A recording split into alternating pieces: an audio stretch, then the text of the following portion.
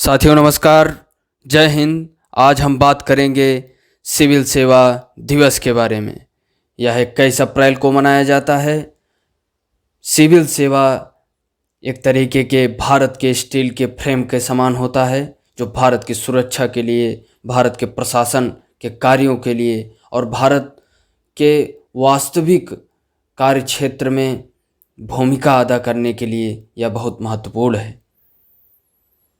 रियासतों को भारतीय संघ में एकीकृत करने में महत्वपूर्ण भूमिका निभाने वाले हमारे लौह पुरुष सरदार वल्लभ भाई पटेल ने दिल्ली में मेटकाफ हाउस में भारतीय प्रशासनिक सेवा के अधिकारियों के पहले बैच से बात की। 21 अप्रैल 1947 को उस विशेष संबोधन में सरदार पटेल ने एक स्वतंत्र भारत में सिविल सेवकों के सामने कार्य की रूपरेखा तैयार की और सुशासन के कुछ सिद्धांत को निर्धारित किया।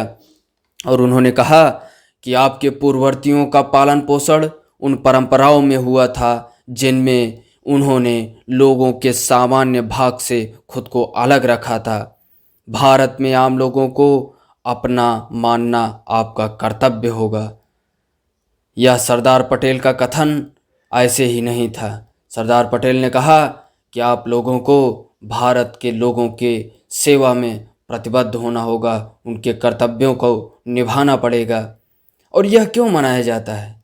यह इसलिए मनाया जाता है कि लोक प्रशासन में उत्कृष्टता के लिए प्रधानमंत्री पुरस्कार, केंद्र और राज्य पुरस्कार, जिला संगठनों द्वारा किए गए असाधारण और अभिनव कार्यों को स्वीकार करने, पहचानने और पुरस्कृत करने के लिए। तो ये इसकी आज की ये रूपरेखा है कि आज जो कोई अच्छा कार्य करेगा तो उसको पुरस्कार के माध्यम से इन्हें प्रदान किया जाएगा, इनके स्थितियों को और सुदृढ़ किया जाएगा, मजबूत किया जाएगा, इनको प्रोत्साहन किया जाएगा। अगर भारत में सिविल सेवा का विकास हम देखें तो सिविल सेवकों को EIC के निदेशकों द्वारा नामित किया जाता था, जिन्हें लंदन के हैलीबरी कॉलेज में प्रशिक्षित किया जाता था और भारत भेजा जाता था। ब्रिटिश संसद की चयन समिति की लॉर्ड मैकाले की रिपोर्ट के बाद भारत में योग्यता आधारित आधुनिक सिविल सेवा की अवधारणा को 1854 में पेश किया गया था।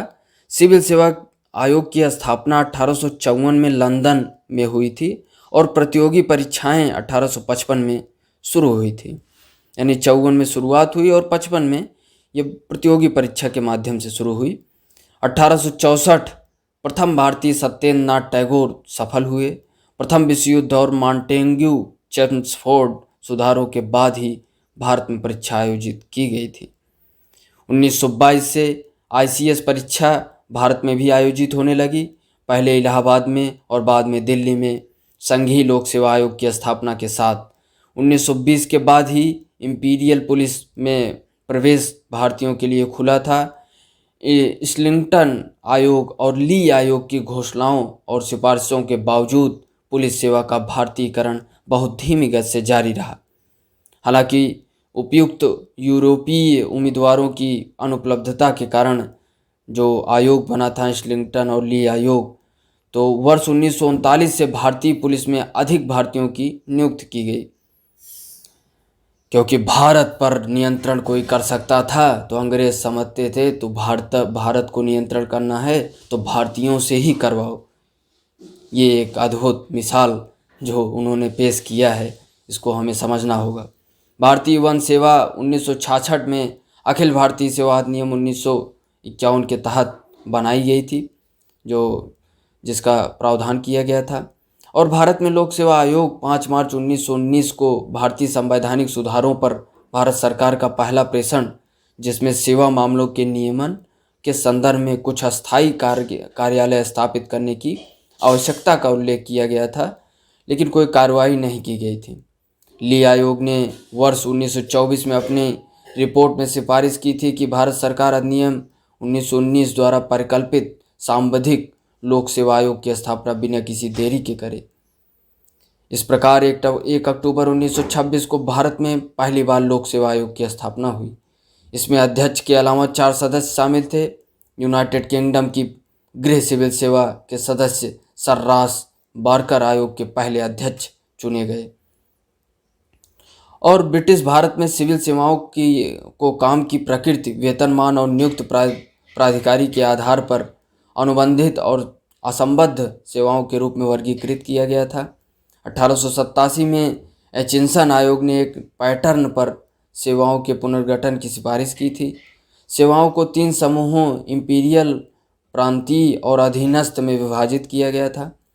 भारत अधिनियम 1919 के द्वारा भारत के राज सचिव की अध्यक्षता वाली इंपीरियल सेवाओं को 2 भागों में अखिल भारतीय सेवाओं और केंद्रीय सेवाओं में विभाजित किया गया था।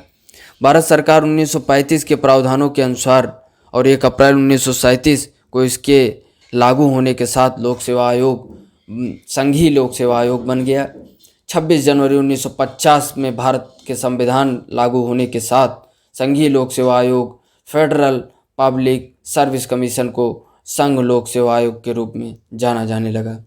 संविधान के अनुच्छेद 378 के खंड 1 में देखें तो उस आधार पर संघीय लोक सेवा आयोग के अध्यक्ष और सदस्य संघ लोक सेवा आयोग के अध्यक्ष और सदस्य बन गए। तो ये भारत में सिविल सेवा के विकास का एक क्रम रहा, जिसके माध्यम से भारत में ये विकास की प्रक्रिया देखने को मिलती है। और ये सिविल सेवा और 2022 के लिए पुरस्कारों को देखें जो है तो इनकी 5 प्राथमिकताओं के आधार पर ये तय किया गया कि इन्हें पुरस्कृत किया जाएगा। पोषण अभियान में जन भागीदारी या लोगों की भागीदारी को बढ़ावा देना, खेलो इंडिया पहल के माध्यम से खेल और कल्याण में उत्कृष्टता को बढ़ावा देना, पीएम स्वनिधि योजना में डिजिटल भुगतान और सुशासन, 1 जुलाई 1 उत्पाद योजना के माध्यम से समग्र विकास, मानवीय हस्तक्षेप के बिना सेवाओं की निर्बाध end to end delivery, direct benefit transfer जैसे महत्वपूर्ण सेवाओं की भूमिका। तो ये सरकार की 5 प्राथमिकताओं वाले कार्यक्रमों में लोक प्रशासकों द्वारा किए गए अनुकरणीय कार्यों को मान्यता देने के लिए पुरस्कृत किया जाता है। तो ये रही भारत में सिविल सेवकों के विकास की यात्रा और सिविल सेवा की विकास की यात्रा और उनकी भूमिका, और उनको पुरस्कार किन किन माध्यमों में दिया जाता है जिससे उनको प्रोत्साहन मिले और डेडिकेट होकर वो अपने काम को कर सकें। आगे भी हम अन्य किसी मुद्दों पर चर्चा करेंगे। बहुत बहुत धन्यवाद। जय हिंद।